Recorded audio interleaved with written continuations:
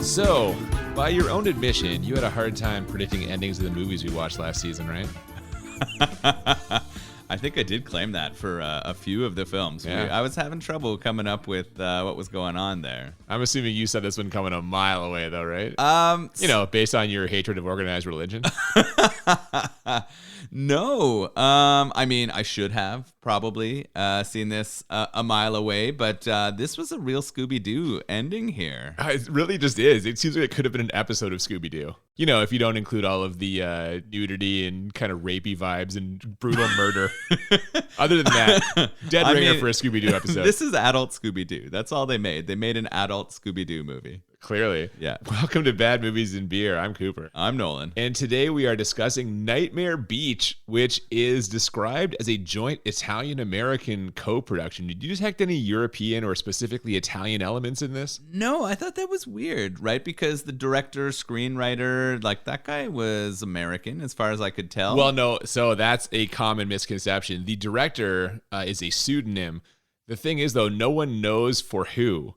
So basically, there was an Italian director, done a lot of like horror stuff, kind of giallo films, and he was attached to direct this, but he claims that due to like clashes with the producers, he backed off and handed it over to someone else. And he named the person who he handed it off to, but that person also denies directing this movie, so no one's taking credit for it. What? Yeah. And it also gave them credit for the screenplay. Yep. Really weird. Yeah. So watching, because I was confused, I had like read a little bit about it, and it does say Italian like produced, and then I read those and I was like, this is weird. That doesn't make sense. So it's all just pseudonyms. They're just hiding who made it. Yeah, this is just a weird one. 80s horror, which like, you know, I love the 80s. I say it all the time. I've already said it this season.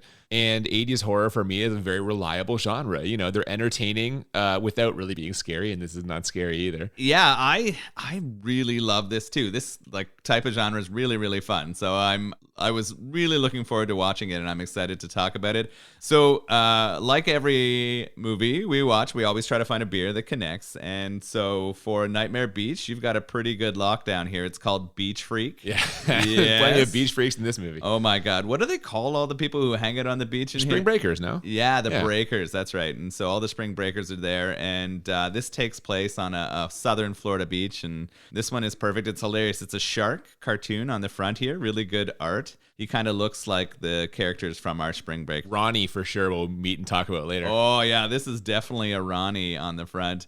This is from the Black Bellows Brewery, and they're out of Collingwood, Ontario. I have actually never had any of their beers before, so I'm excited to try this. It looks like, based on what I see on their website, they got a ton of different options, and they're actually built into an old blacksmith, so that's why they're called the Black Bellows. Okay. So it sounds like they have a really cool location where they created this. They also have a cool menu, so definitely if you're in the Collingwood area, I would check this place out. It's a pale ale, so I'm excited. I love Not a bad pale ale. usually for me. I'm okay with pale ales. Yeah, it does say strawberry on the description.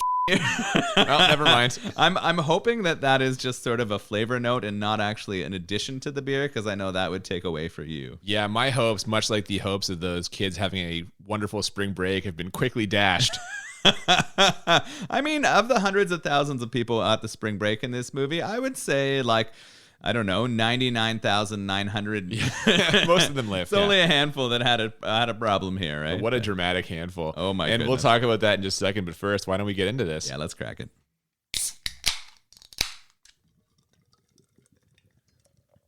So strangely, in a movie about spring break on a beach, we open on what appears to be a prison and a whole bunch of close-ups of bikers with glorious 80s hair. I'm serious, man. This hair is incredible. Now, does the wind do that when they ride their bikes, or are they spending like all their money on hairspray? Oh, the women definitely are buying like a lifetime supply of hairspray. I think Costco came out in the 80s only to supply hairspray to women. It's basically what it was. They needed massive amounts of hairspray, and It's a wildly unsubstantiated rumor. Inside the prison, a particularly ornery prisoner is being led to the electric chair by some guards. That's Edward Diablo Santor, and he yells at multiple people through what is seemingly not a two-way mirror. It's like a regular pane of glass. I'm surprised they just let him see everybody. that's a good call. I never thought about it, but it probably would only be one way in traditional executions. Yeah, he's staring right into the eyes of like the sister of this murder victim. We meet her, that's Gail, as well as pretty much everyone else who's going to be in this movie, many of our main characters anyway. Overseeing those proceedings is Police Chief Stryker, played by horror legend John Saxon.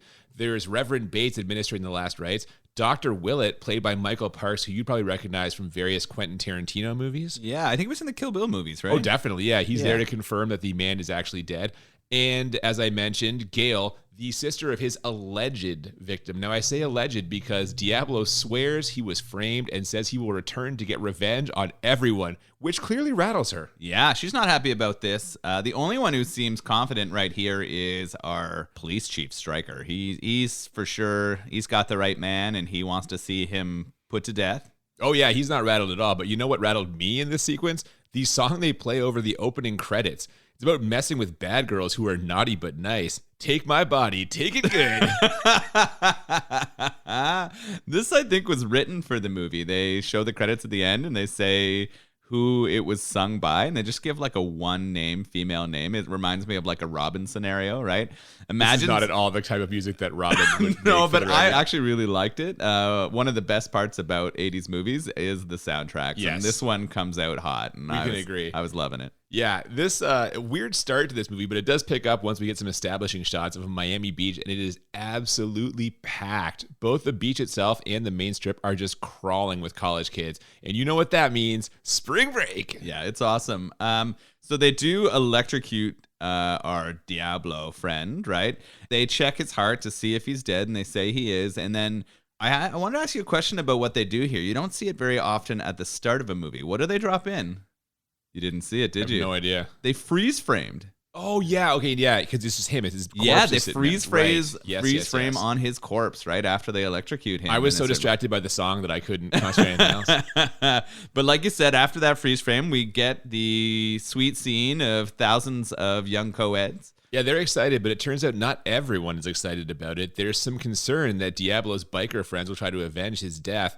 Doc Willett is likely dreading the amount of alcohol-related medical conditions he'll have to treat. And then there's Reverend Bates, who spots his own daughter among the revelers and confronts her, leading to a quote that perfectly sums up the tone of this movie. Thought we agreed you'd stay with your Aunt Agnes. Aunt Agnes is a senile old drag. Daddy, I want to have fun. This is just totally so on point. Yeah, it's pretty good. There's sort of clearly two sides to the story here in this movie, right? We've got all the young people there to enjoy getting drunk and f***ing each other. And then we've got the old guard who, one, want the money from all the children but don't want the trouble. I think they call it the migration of the idiot, and I thought that was a pretty funny line. That was pretty good. As you mentioned, though, the young people, they're there to have fun. And you know who chief among them wants to have fun? A couple of bitchin' guys on the prowl. Shout out to our Night of the Creeps episode from last season. This is where we meet Skip and Ronnie, two football players in from out of town who are 100% on the hunt for babes. Oh my goodness. Well, Ronnie for sure. He is sort of the gung-ho one. He's checking out all the women. He's making jokes to them. We're going to talk a lot about some of the things he says, I think, as we go through here together. But basically, we show them pull up and they got to go find a hotel room. They do. And in this exchange, we learn that these are not just any football players. These are Orange Bowl losing football players. Yeah, apparently Ronnie is a wide receiver and our friend Skip is the quarterback who throws the last-minute interception to lose that bad boy. And they mention that constantly throughout this. Now, I have to admit something here. I mentioned hunting for babes a second ago, and you mentioned them checking in. After meeting the motel desk clerk in this movie, I may be willing to admit that there are, in fact, 80s pervs. Yes! Because this guy is coming full speed ahead with the creepiness. It is, pretty hilarious. So a woman checks in to his hotel, and he tells her that he has given her the mirrored room. He has just a disgusting mustache and is like severely balding and wears just horrendous clothing. But it was funny because after the woman walks away, our friend Ronnie walks up to him and drops a pretty dirty line. Wouldn't you love if she squatted on your tool? It's a weird expression. And he seemed offended. Like, why would the pervy guy be upset? Is he trying to hide his perviness? Yeah, like, well, clearly. I think he thought that Ronnie overheard that exchange. If nothing else, we can agree that the 80s had plenty of terrible actors because that motel clerk, god damn, if he isn't on the Mount Rushmore of bad actors, I think he's in the discussion. I mean, most of the actors in this movie would definitely be up for debate for that Mount Rushmore. It is brutal. Yeah. I'm still not convinced that there really are 80s pervs, but... Well, let's wait until we talk a little bit more about the actions of that hotel clerk as we go. I think definitely he is close to epitomizing what it is. Sure. Now, after checking into the motel, Skip and Ronnie are walking by the pool where there's some commotion. A girl spots what appears to be a dead body and lets out a full-on horror scream. Turns out the guy isn't dead. He just thought it'd be hilarious to bring a prosthetic wound and some food coloring into the pool to freak people out. Get ready to see a whole lot more of this hilarious prankster. Yeah, the jokester. So in this movie, there is a lot of setup of characters, and you kind of are getting a sense of who they are, and they're fitting a lot of stereotypes, and I'm assuming that these people are all getting set up so they can get brutally murdered. And you're right. I didn't really piece that together either, which is weird. I've seen so many fucking horror movies, but I just thought it was like a weird, like time-filling subplot or attempt at comedy. But I don't know. No, I figured this was building up the characters that they were going to take down, and this was kind of, other than the main characters we've seen, this was the sort of first person who I was like, well, this guy's dead soon. But hang on, though. You said build up the characters. They do nothing to build this guy's character up. We know nothing about him other than he does practical jokes. Oh, That's yeah. literally That is his character. That is exactly what he is, right? We don't know his name. Nope. We don't know where he's from. We actually don't find the main characters' names out until like quite a while into the movie. Maybe. I don't remember, to tell you the truth. But either way, we get a little strategy session now where Ronnie lays out his plan to get Skip over the whole Orange Bowl debacle and have the best spring break ever. It just basically involves him throwing 20 or 30 condoms at Skip and launching a beaver patrol, his words. I'm going to be sad when he dies later. So he dumps a whole ton of condoms on his friend Skip, and he just like clears them right off himself, dismisses them immediately, and this tells me that Skip does not wrap it up. He's a full Jimmy sweep. Yeah, Gets full right Jimmy sweep. Yeah, he wants no business. He is a hugging kind of guy. That's not true at all. He's just not emotionally in a good place. That's what this is.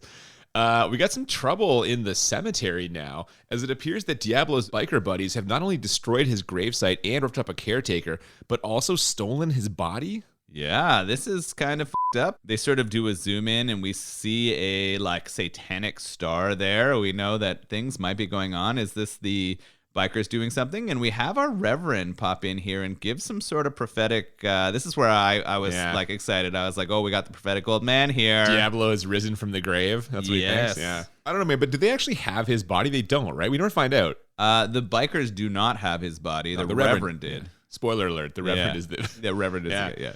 Those bikers are going to be some kind of trouble, but not as much as the biker we meet in the next scene, who picks up a young hitchhiker who's looking for a ride to the beach, only to terrify her by driving really fast. She tells him she wants to get off, but instead of stopping, he presses a couple of special buttons that cause her to get electrocuted in extremely low-budget fashion. It's basically some sparklers and a clearly plastic head getting lit on fire. Yeah, this is... I like the scene where they're driving fast and she's kind of freaking out. They use a lot of synth for tension in this, and I mean, it's 80s, so you're getting that. When he slows down and hits this giant red button, like these things fall down that she grabs a hold of, and that's where the electricity runs through her. I thought she was already holding those. Weren't those kind of handlebars for her? Yeah, and I think they just sort of transformed into what becomes an electric chair on the back. Yeah. What's interesting is the guy who hits the button sitting like right next to her doesn't take any electric So I had this thought. I have so many questions about this bike. My first one was, why does it electrocute her but not him? Like, I know she's holding the bars, but like you said, he's like 6 inches in front of her, maybe less. You'd think some of that current would jump to him. Here's another one. Who made this bike for him? Like, are we supposed to believe that not only is he a murdering psychopath, but also a highly skilled mechanic and electrician? Because if not, how do you possibly justify getting something installed that will electrocute your passenger at the press of a button? Yeah, it's true. That is a very good question. Someone pretty f***ed up had to have created this scenario.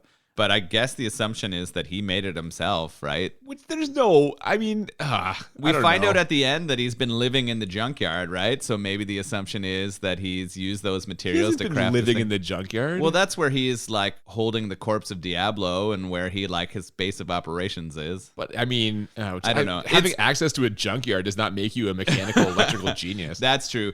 Now, you did mention that the dummy itself, as the electrocution was going off, was really bad, and I agree with that. Yeah. But what I thought thought was actually pretty good was the corpse after. Yeah, I actually feel the same way about one of the kills that happens later. They did a good job with like the makeup part of the practical effects and not so much the effects. Yes, I agree exactly. I thought the latter stuff. I thought only one of the makeups, like one of the deaths, was a little bit like meh. I agree, and we'll get to that one very soon. But this was our first kill.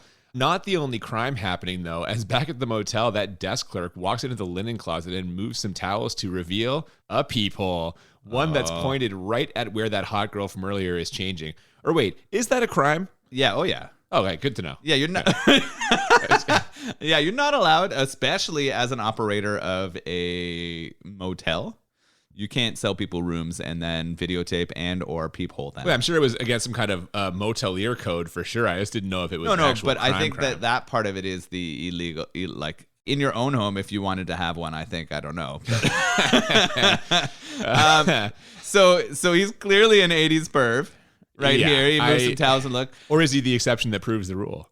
I'm not sure. And I'm wondering about this woman, right? Because she got upset at him for putting her in that room, the one with the mirrors, but she has a clear agenda here. Her thing is so weird, and we're going to see that in just a minute. But first, it's time for some biker conflict, as Skip and Ronnie inexplicably decide to park their car right in the middle of an entire biker gang.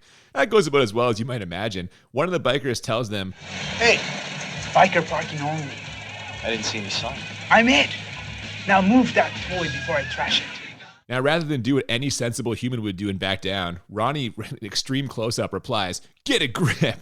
Look at Ronnie firing up on them. Who would ever do that? Oh my God, this scene makes no sense at all. There's no way that two people drive into a gang of bikers and decide to park their car there and get in a fight when they're asked to move their car. It's batshit. Yeah, they move right away. Right as they're about to like get into this conflict, who shows up to save our friends? It's Chief Stryker. Yeah, luckily the cops show up to prevent a double homicide. But the bikers again swear revenge before driving off. So Skip and Ronnie are in the clear for now, and they just so happen to walk into a bar where Gail is working. She's a bartender, I guess, and she gets to experience some of Ronnie's charm up close. Holy like this part of the movie. Could you make this today? Like this, I don't think you could say 100%. You're not trying to act like Ronnie's a good guy. You no, make that's it, and true. the commentary is that Ronnie's a piece of shit. Ronnie pulls off being a giant piece of shit here, and it was funny because he executes it perfectly, even in the 80s too. Yeah, he actually tells her that she'd be a lot prettier if she smiled more, which is like misogyny 101, and not a phrase that I thought was a thing like 40 years ago. No, but apparently it's been a thing forever. Yeah, it was. Right after he says that, I wrote down in my notes that I hope he dies. Like it was right then that I was like, I hope they're setting this guy up for a massive fall, because if this is the character that we're supposed to like in the movie, I'm gonna have a lot of trouble. Yeah, now unsurprisingly, Gail is unimpressed with Ronnie, but she becomes impressed with Skip after he turns down both the beer Ronnie already paid for, which thanks dude, and the Reverend's daughter, who basically is like, take a walk with me and I'll you at least. Now, it probably should have occurred to me before, but for some reason, this was the scene where I realized that while Ronnie could credibly pass for a college student in this crowd, Skip is like 35 years old. I don't know why I didn't realize till now. Yeah, that's absolutely true. He is way too old to be in this role. Yes, he is. Yeah, and he's acting way too mature too, right? Yeah, I don't know. I guess losing the Orange Bowl in catastrophic fashion really ages a person. That's maybe our answer there. So I think they were just trying to make him to look as old as the guy who leads the Scooby Doo troupe. I think that's all they were doing. Maybe. So he's out of there. On his way back to the hotel, he spots the girl who checked in ahead of them. You know, the one from the peephole. And I guess she's a hooker. Like, what is happening here? Yeah, I started calling her the MILF because she's not like a co-ed. She's a bit older. She looks younger than fucking Skip. Yeah, that might be true. She might be younger than Skip.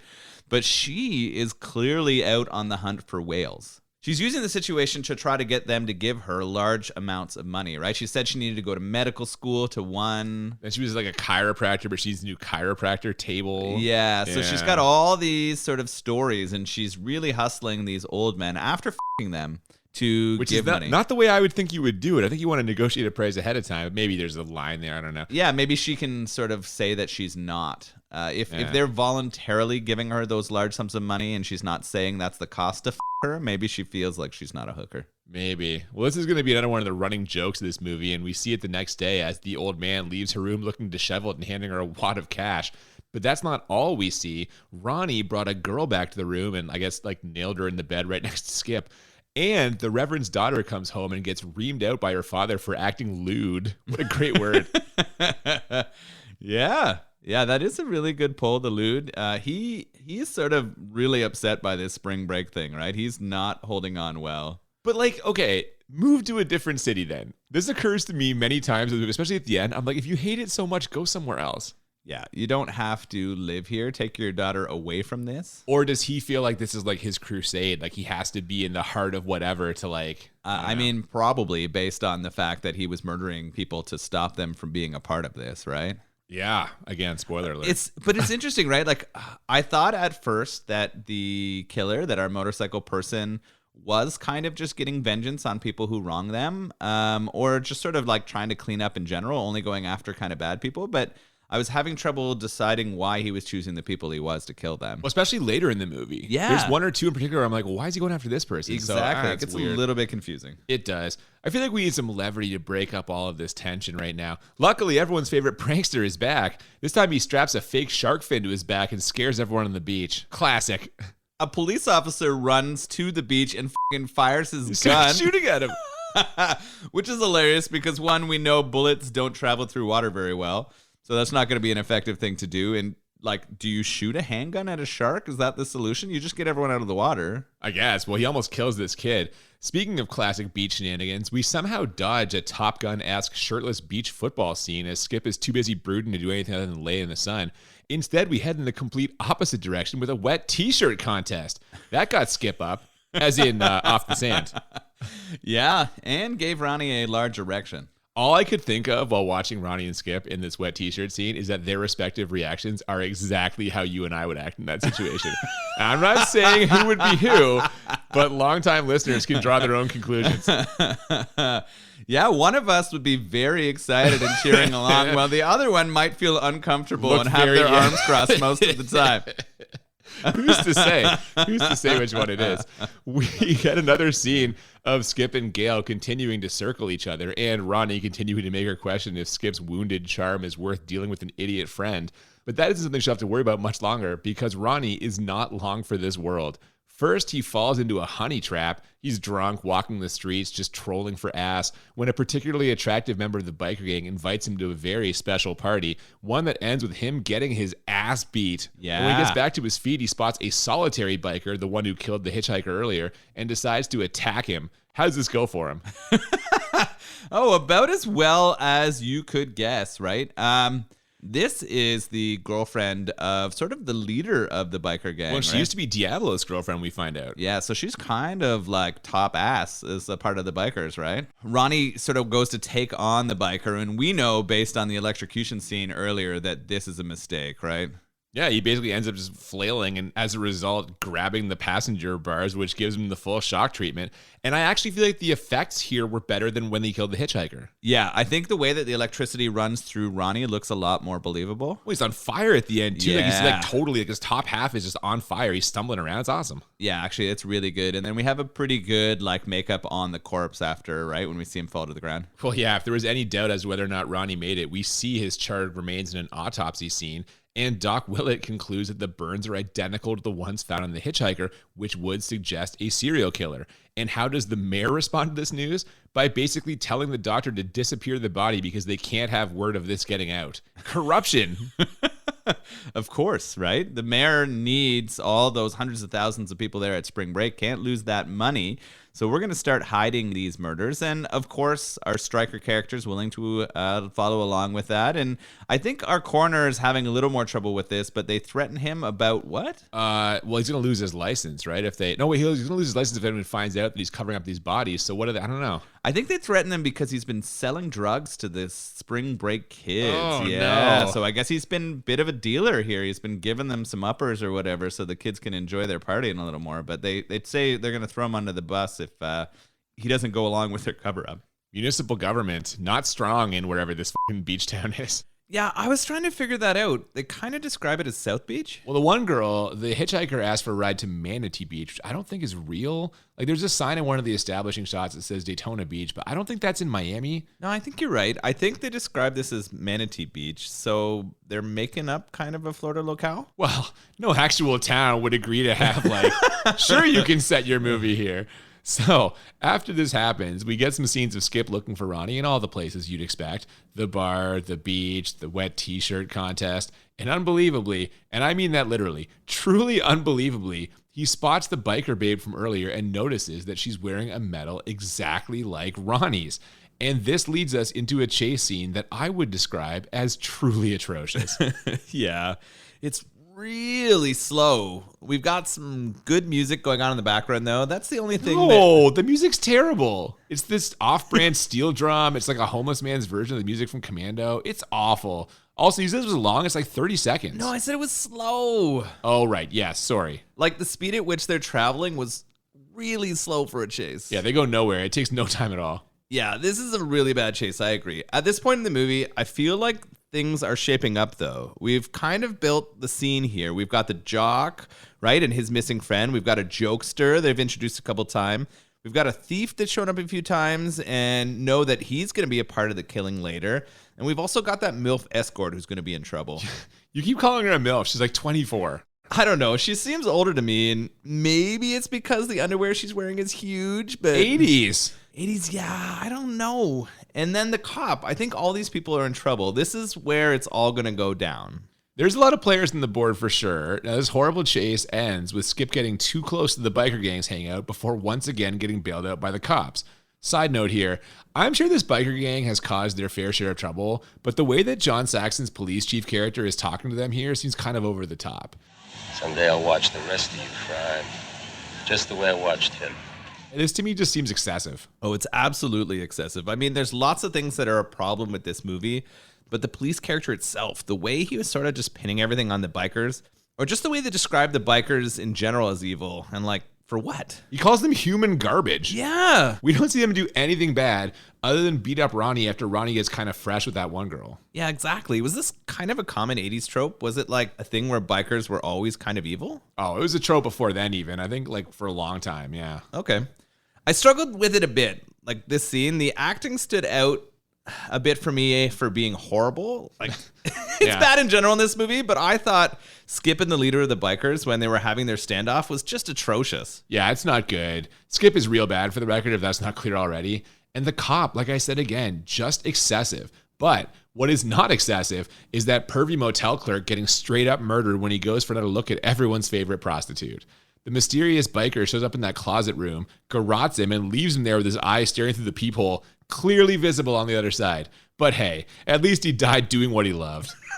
Jerking his while looking through a peephole. Yeah, what a way to go. That is what this perv loved. This is definitely an 80s perv. Why is he f***ing there? Oh, the biker? Yeah. Yeah, that's a question I have at many points in this movie. Like, he walked into the hotel wearing all that stuff in broad daylight. Yeah, and like snuck into the closet. How the f*** did he get in there? And how did he know the perv was going to be doing this? Great question. Like, how did he know what he was going to see? Because immediately after this, the woman spots the eye after a series of low-grade scares in her room and goes to confront whoever it belongs to, only to find the clerk's dead body. And she runs into the elevator, which inexplicably stops, and we see a point of view shot of the top door sliding open and the biker's hand reaching down to grab her and jam live electrical wires right into her mouth, which, how did he know that she was in there? Or what she was doing, and why did she deserve to die? Also, these effects, wow.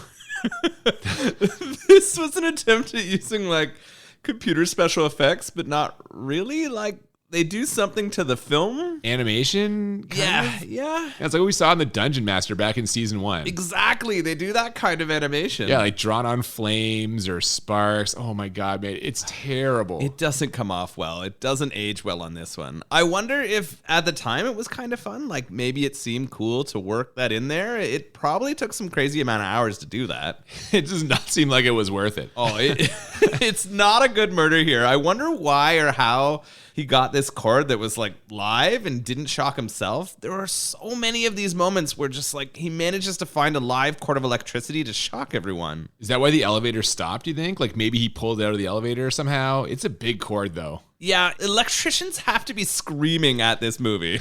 It doesn't make sense. In our next scene, we see that Gail is carrying a lot of weight in this movie, and I guess also this town.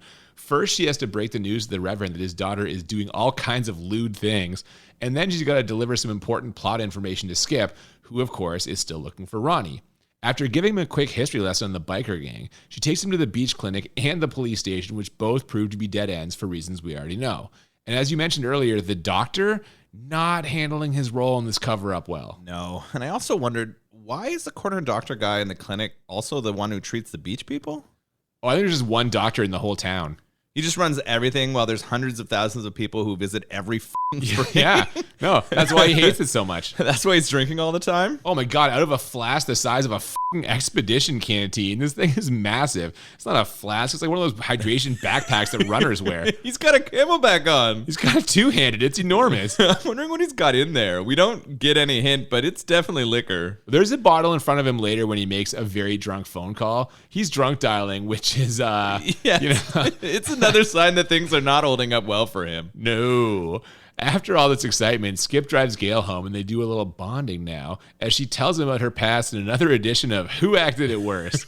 So how about it, Noel? Who's the worst actor of the two of them, if not the whole movie? Oh, Skip is worse. Oh, I don't think so. I think Gail is worse. Really? Because I think Gail pulls off disgruntled bartender. Yeah, but this is not a bartender scene. This is a hashing out past trauma scene, and she is not good. Yeah, she does not pull off past trauma, but I don't think Skip pulls off anything here. He certainly doesn't pull off college quarterback vibes. Well, he pulls off, I just blew the Orange Bowl and everyone knows it vibes. He's pretty moody about that. He was the least emotional, responsive character in the entire thing, and it drove me crazy. Well, we're going to disagree here, but we do see more of Skip's talents, I guess, in the next scene when he kidnaps the doctor at Screwdriver Point to get information about Ronnie. And I tell you, this guy might not be able to act or win the Orange Bowl, but he is great at playing a hunch. Where did this come from? How does he know the doctor's involved in this? Yeah, I want to run back for a second to Gail and Skip, though. Do you remember what she offers him in the car there? She invites him to come inside for some coffee. Yeah, and what does Skip say? Turns her down. Yeah, he's a gentleman here, right? Is this because he knows the best chance for him to get in her pants is to say no? Yes. Yeah, he's playing a hunch with her, too. Yeah. I got this far by not seeming interested in things. Yeah, so maybe you're onto something here. Maybe Skip is a lot smarter than he looks because he figures out to get in her pants, he needs to say no here, and then he's going to get it the next day. Yeah. And he's figured out the doctor was not telling him the whole truth here, so he hides in the car. He hijacks him with a screwdriver. He jams it into his neck. Yeah, and the doctor lets everything spill here. Oh, he sure does. He tells him where he can find Ronnie's body, and after digging it up, Skip fires off an incredible monologue that might actually prove you're right. He's the worst actor. Ronnie, what did they do to you, man? Why? Why? Why? And the Oscar goes to... Amazing. Chief Stryker shows up now. He is just all kinds of corrupt, we find out. He tells Skip to rebury the body after first taunting him, and then tells him to get the hell out of town or he'll face a murder charge. It was a rough scene. Stryker's clearly an actor of some caliber. The guy who played him, right? Oh, you've seen him in all kinds of stuff. John Saxon's in tons of horror movies. Yeah, I've definitely seen him in stuff, and he's doing a good job with his part, but I feel like they're not giving him a lot with the lines. See, I kind of felt like he was on autopilot. I don't feel like he's dialed in here. He tells him to f*** off, and he threatens him with a gun, and so he drives off, and here's where we're like, is Stryker the one committing all those murders? Is that what we're trying to do here? I don't want to give him credit, but it's not totally clear who's doing it until the end when it's kind of nonsensical. Is that a good thing? Like, is that a sign they did a good job of hiding this from us? I guess. I don't know, right? But at least they're making you believe that other people could have done it and that the bikers aren't the bad guys. Oh, not even a little bit. My God. Yeah, the cops and the people running the town, the mayor, they're the bad guys here. It's the old guard. This is a commentary on the old generation. They can't let the young people have any fun. Yeah, they're f***ing everything up. Well, regardless, I guess all this means that Skip won't be visiting Gail at work, and sure enough, we see her ending her shift and getting in her car, seemingly without him stopping by. But who just happens to follow them home? Why, it's a certain motorcycle killer who is blaring like spooky rock synth music. This was so strange.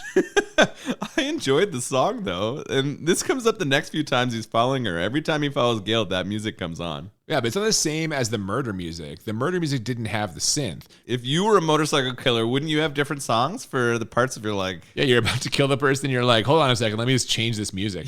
Yeah, I would definitely get the Walkman and fast forward it. And do the fucking Michael Madsen from Reservoir Dogs. Put your song on before you kill the guy. Absolutely, you have to. Yeah. Well, we get a jump scare here as Gail rushes into her house, pulls out a gun, only to sense someone behind her. She spins around, but luckily does not shoot because it's Skip, who I guess just decided to break into her house after his encounter with the cops. Like, wait on the porch, dude. Come on. Well, he knew he had to hide, so... Yeah, she lives in the middle of nowhere. We didn't see his car in the front, so he knows he has to hide. I wouldn't have jumped out in front of a woman holding a gun, but you know. No, I agree with that for sure. We get an appearance from the prankster here who poses as a dead body on the sand, as a goof. But then we get a real dead body as the mysterious motorcycle killer clubs a hot lady with a wrench and takes her to some kind of industrial plant where he melts her head with a blast furnace by opening the door and letting the fire out. Would this actually work? She's like fucking 15 feet away from this thing. Yeah, this is more of a scene to give the makeup department or effects department their time to off, I think. You get one, guys. This was confusing, though, because we hadn't met her. Like, most of the kills they've set up before, and this is just some spring break girl. All the other times he's killing people where they are, but this time he drags her off, and it definitely made for a cool melter kill, though. I thought the makeup on this worked really well. Yeah, this is the one where the bloody charred skull is left behind. It looked fucking great. Did they just really want to use the blast furnace in this kind of scene? I guess. And again, from a visual standpoint, they knocked it out of the park with the effects. And also knocking it out of the park, Skip and Gail with this burgeoning relationship. They're bonding over their shared loss and cooking up a plan to find the real killer, since they correctly assumed that the gang member the cops arrested did not really murder all those people. And as we learn in the next scene, this isn't the first time the government has pulled this scheme. It turns out Diablo really was framed. I'm telling you, man, these bikers are getting a raw deal. This right now, where the two of them are investigating, has so much Scooby Doo in it, it's just blowing me away. I was going to say teens, but we know they're not. We have them investigating the government and the police for all these cover-ups. This is literally adult Scooby Doo. Oh, for sure. And what we've learned is that everyone in a position of power here is a dick. The mayor is a dick. The chief of police is a dick. The doctor was a dick until he blew his own head off, which he did in the previous scene. Yeah, this is where the doctor puts in actually a pretty good performance. His conversation on the phone with him before he blows his brains out is one of the few moments in the movie where you're like, oh, one person can act. To me, it seemed a little melodramatic, but yes, compared to everyone else, I was like, oh, someone has talent. Yeah, because everyone else's reactions to everything that's going on is so deadpan. This stood out to me as a moment. Like, I understood why he got work later. Oh, definitely. Gail and Skip have drawn their own conclusions here. Like you said, they're investigating, and after confronting that biker babe, who's inexplicably leaving the gang's hideout like 5 minutes after everyone else so she's alone, they're able to piece this thing together. So they take a trip to Chief Striker's trailer where they find S&M gear and pictures of dead bodies, but nothing I'd call hard evidence. They also mace a dog. Yeah, so he's a large German Shepherd. I mean, police officers often do, and they mace it to scare it off. It's funny that finding of S&M gear instantly makes him like a killer or a pervert. In the 80s, I guess people would have a very different feeling about bondage stuff than people do now. I feel like if you found a bunch of bondage stuff in someone's house, you'd still be like, oh. Like, it would probably change your perception of them a little bit. Not necessarily in a bad way. You would think they have different sexual horizons. You wouldn't clutch the pearls like in the 80s. No, you wouldn't think immediately that they were a murderer, which they're trying to suggest here. I mean, finding those pictures of the dead girls, including Gail's sister, is problematic. Yeah, it's kind of a bad sign. Does this mean Stryker murdered all those girls and has just been hanging on to it? Well, we don't know yet, but we're going to find out soon. But this right now is just bad times for everybody, including the Reverend, whose daughter is out of control. We see her getting all dolled up for some more spring break action, and he chooses that exact moment to invite her to a prayer meeting.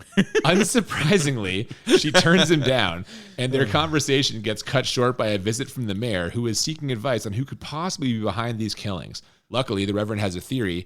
Demons are the culprit. Not the biker gang of the same name, but rather literal demons. So that trip across town on the mayor's part, maybe not totally worth it. Except he kind of buys in, which is interesting, right? He's looking for any excuse to find a culprit for what's going on here. The Reverend's daughter tells him that she's going to get down on her knees, but not for prayer, which is an interesting line here. Did she say that? No. No, she didn't. I was just hoping Oh she would. my God, I was going to say. She's pretty liberal in this movie, so I think that's the kind of thing she would do to make her father upset, and it's really pushed him pretty far, as we're going to find out soon. Man, I spit my fucking drink out there. Classic teenage rebellion happening on her part. Now, I have already admitted that I might have been wrong about 80s pervs, and I have to actually own up to something else now. Remember 5 minutes ago when I was like, why is this biker babe leaving the hideout after everybody else? Well, it turns out this might not have been a convenient oversight included by the screenwriter, as they show the same thing happening again. The biker gang decides to storm the police station to free their falsely accused brother and then take off without her, so at least we've kind of established that she isn't an integral part of their plans. So I was kind of wrong on that one. Yeah, it seems to me that she kind of tries to stick with the leader of the gang, and everyone who's left is not the top dog.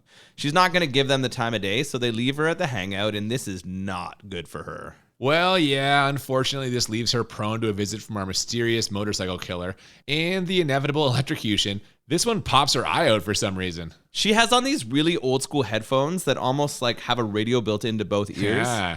It's hilarious, and she's kind of not aware that the killer's behind her. He catches her by surprise, and they have a pretty pathetic sort of push fight, and then he pulls a cord out and jams it into... Which, again, from where? Like, Yeah. where's this coming from? Another magical cord, and the makeup here, the effects were, I think, the worst of all the ones we've seen so far. Oh, I think the hitchhiker was worse. Really? I felt maybe the effect was worse for the hitchhiker, but the dead body, the makeup was better. Yeah, maybe. Okay. I hated the way the eye looked and the lack of burns on this one. I mean, I'm not going to argue with you here. We get a spring break concert scene now as an extremely 80s band is entertaining patrons on the beach, and the mayor mentions not being able to find Chief Stryker. That's because Stryker is on his own mission. He's figured out who broke into his trailer, and he is looking to bring Gale and Skip down. Specifically Skip, I guess, as he just lets Gale go. And thank goodness he did, otherwise they'd never be able to put their dynamite plan into action. Oh my goodness.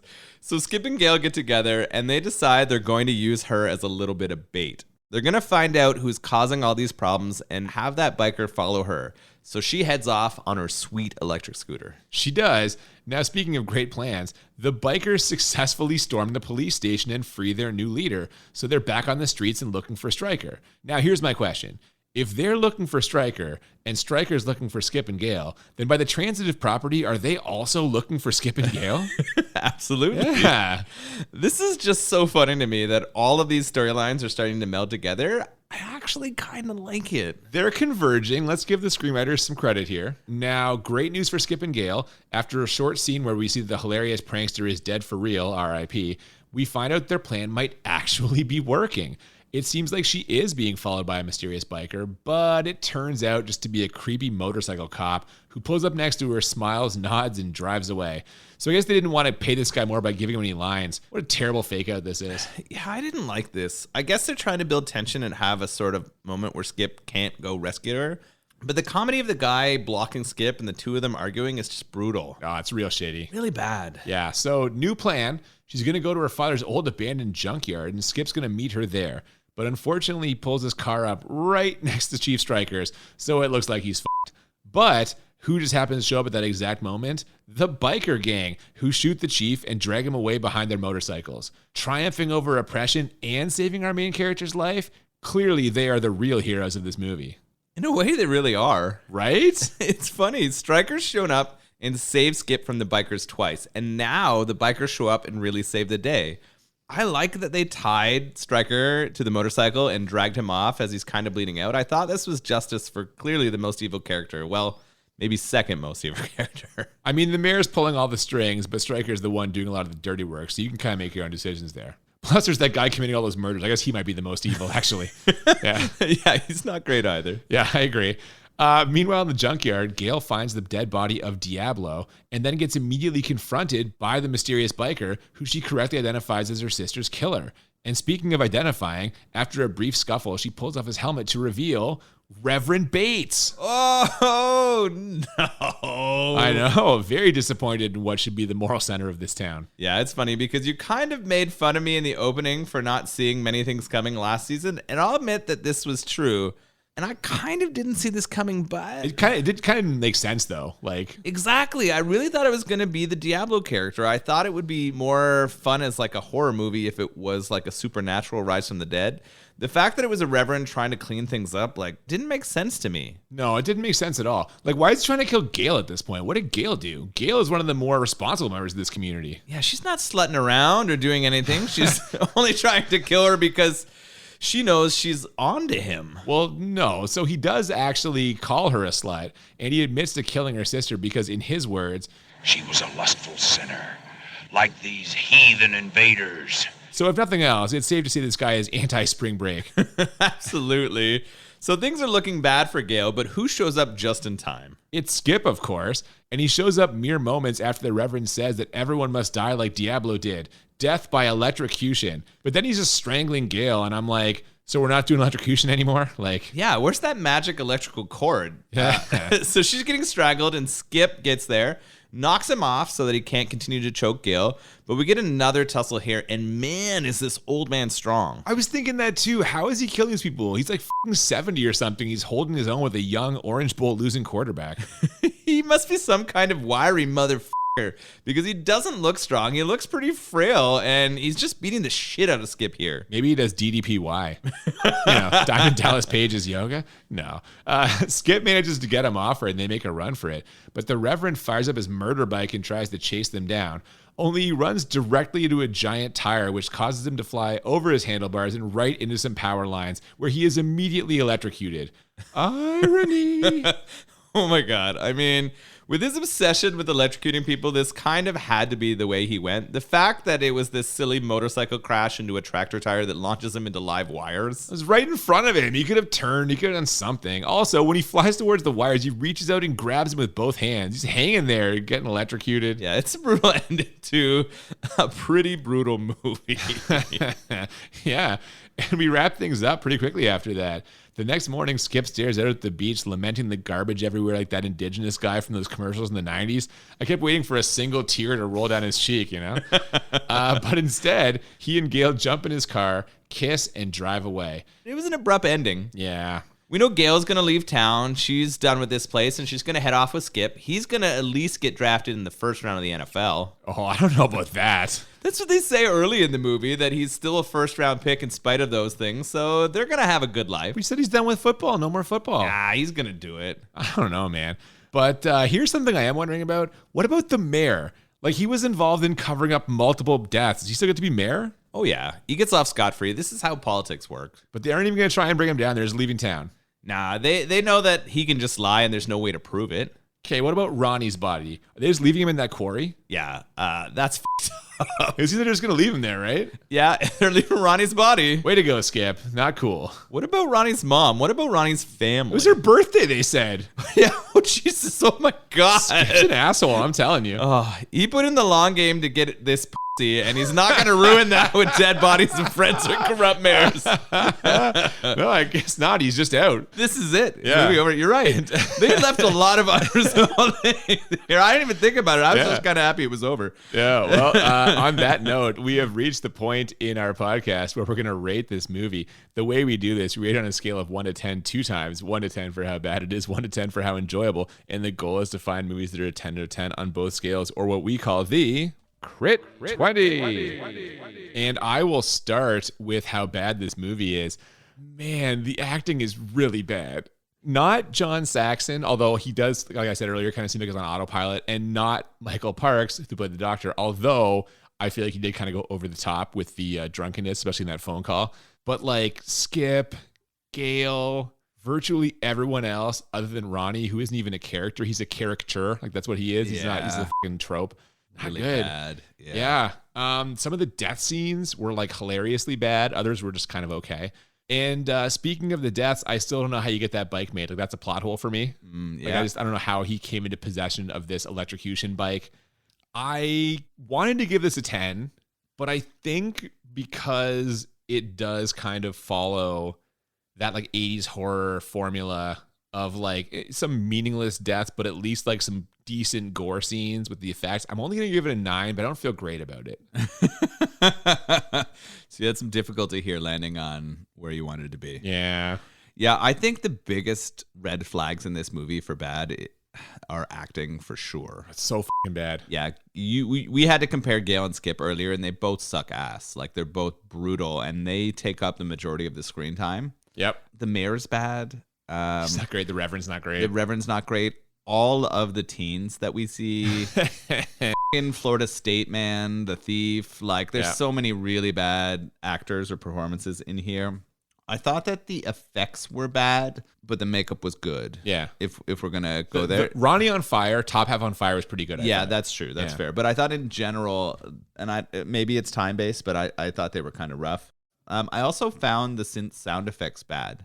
Like, I didn't like their use of sound effects. I thought you said you liked the song earlier. I like the music. Oh, okay, yeah. So I did like the music that they ran through, but I did not like the sound effects. I thought those were not super well done. I had it as a 9 as well. Okay, you couldn't go full 10.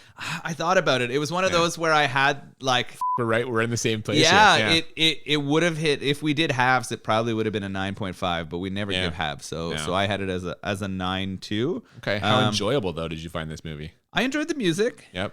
I enjoyed some of the deaths. I wish they weren't so closely tied to everyone being electrocuted. That was kind of annoying for me. I liked the makeup, like some of the makeup, particularly the bodies after they were burned or finished. Yeah. I'm glad that they were kind of building towards a twist. I didn't like the twist, but I like that they made you think about what was going on. I thought those things all contributed to it. It was reasonably breezy. There was a little bit of drag, but not a ton of drag in it. Like 90 minutes, pretty much dead on. Yeah, so I didn't feel like they were doing a ton of padding, or they weren't really trying to end it too quick. So those things all sort of contributed to my enjoyability rating. So I had it as an 8 enjoyable. Okay. Yeah. Would you watch it again? It's a good question. It's not a hard no, so that's something. Yeah, if someone threw it on, I think it's light enough that you would laugh at the parts, and it'd be a good movie to be on in the background where you could like laugh out. Yeah, exactly. This scene's coming up, I'll focus, and then okay. Yeah, it'd be a good background movie. So I'd watch it in that case. I wouldn't watch it on my own again, but so for me, and again, I said it earlier this episode, I said it so many times, I love the 80s. This is a very 80s movie, so my enjoyment is not going to be low. The deaths, like I said, some were pretty good. Some decent practical effects there with the makeup. Even the ones that were bad, like the elevator scene with the animated sparks, like that was hilariously bad. I definitely laughed out loud a few times in this movie. What I did not like was the acting. Like I said, the running jokes, the prankster, the hooker, I didn't need that. And the fact that the motel clerk might have murdered my no 80s pervs theory is definitely a strike against this. Yeah. So taking all of this into account, I was flipping back and forth between a 7 and an 8. But I'm going with an 8 also. No bonus point for the freeze frame. Credits were already rolling, so I'm not counting it. We have the exact same fucking score. I feel like this is happening like more often, I feel. It's funny because I feel like with horror, it tends to happen quite a bit where it hits us both in the right places. Yeah. Right? We both enjoy the like effects, the cheesiness, the inclusion of a bit of nudity, which there was in this. The wet t-shirt contest turned into just a wet boob contest. It was nice to see a little bit of that, despite if I saw it in person being a little bit uncomfortable on screen. There's no problem. Well, don't reveal which one of the characters you be. Yeah. So same scores here, a 9 and an 8. Yeah, and I would watch this again because as I was watching it, I've seen it before. I was watching it today, and I was enjoying it. I was like, oh yeah, this is again like the 80s. The hair, the clothes, the language, the cheesiness. Just I don't know, it's really funny to me. I really enjoyed it. So yeah, I would watch this again. So I'm going with an 8. Almost had it as a 7, but I did enjoy it today. So that's what we've got for that. How did you feel about this beer? Yeah, Beach Freak Pale Ale by Black Bellows Brewery. Amazing art and delicious. I really, really enjoyed it. Easy to drink. Did not have strong strawberry flavors, so that must have been a plus on your side. Oh, thank God. It was for sure. Yeah, I was very nervous about that. When you saw it in the can, I was not happy. How did you like it? No, it was good. It's not one of my favorite pale ales ever, but I would happily drink this every day of the week rather than drink an IPA. So it's got that going for it. I think lagers tend to be your more style. Oh my God, 100%. Yeah. Like you head towards lagers and sours. Pale ales are probably my favorite thing to reach for. I love IPAs, but there's only so much hops you can consume in one sitting. Hang on a second. I mean, are you feeling okay? Yeah, no, I'm good. Should I call an ambulance? Pale ales tend to be the nice balance between hoppiness and sort of crisp and like refreshing. So, yeah. So I would crush these Beach Freak all day for sure. And I've been excited to try some other beers from Black Bellows. They have a huge list on their website. They have all kinds of different styles. So I think it'd be fun to try some more. And if you're ever in the Collingwood area, and which is a great place to visit if you're in Ontario looking for like a place to go in the winter or in the summer to relax, then definitely check out Black Bellows. I bet it's a really cool location because it's in that like 200-year-old blacksmith. Probably. I just look for, just look for the cans with the really cool like black and white can art, these sketches. A few of their cans have that and it gets really cool. Yeah, I really, really like it. This shark flexing on the beach is sweet. Thanks for not making it too strawberry, Black Bellows. You really saved me there. No, man, that was enjoyable. Yeah, for sure. What are we looking at next week? Well, next week we're going to be looking at a James Bond movie. Now, we've had a Roger Moore Bond. Yeah. We've had a Pierce Brosnan Bond. Yeah. Next week we are going with a Sean Connery Bond movie. Oh no, isn't Sean Connery always rated as the best Bond? He was the first Bond. I think that helps. And also he's Sean Connery. But this is his last official turn as James Bond. We're going to be watching Diamonds Are Forever. Ooh. So basically he made his first 5 or whatever, then left the franchise. They brought in George Lazenby. Who exactly? I'm looking at you with a blank stare. I have no idea who George Lazenby. He was the guy who did one. He used to be like a model, I think. Did one Bond movie. It's actually like held in high regard on Her Majesty's Secret Service. Great story and some good scenes, but he's just like fucking wooden. So after that, they're like, all right, we gotta get Connery back. They bring back Sean Connery, but at this point, he's a little older. He's a little disillusioned with the role, and the script not the best. So this is by consensus his worst Bond movie and one of the worst. So we'll just mix it up. Different kind of Bond. We'll give it a shot. I haven't seen this, so I'm excited. I've seen most of the Bond movies, but I do not remember seeing Diamonds Are Forever. I loved our Moonraker episode. Yeah. That was really fun, so I'm excited to do this one. That was a good one for sure. I love Moore. Like Roger Moore, he's maybe my favorite Bond. Unless you count Timothy Dalton, the angry Bond. But no, this one will be interesting because, Connery's obviously held in higher regard, but we'll see if you still feel that way after seeing this. So yeah, I'm excited. That's going to be next week. Before that, if you have not already, please follow us on social media, Twitter and Instagram at the BMB Podcast. Yeah, feel free to send any suggestions for beer and or movie combinations, or if you just want to shit on our commentary about Nightmare Beach, because I know so many of you have seen it.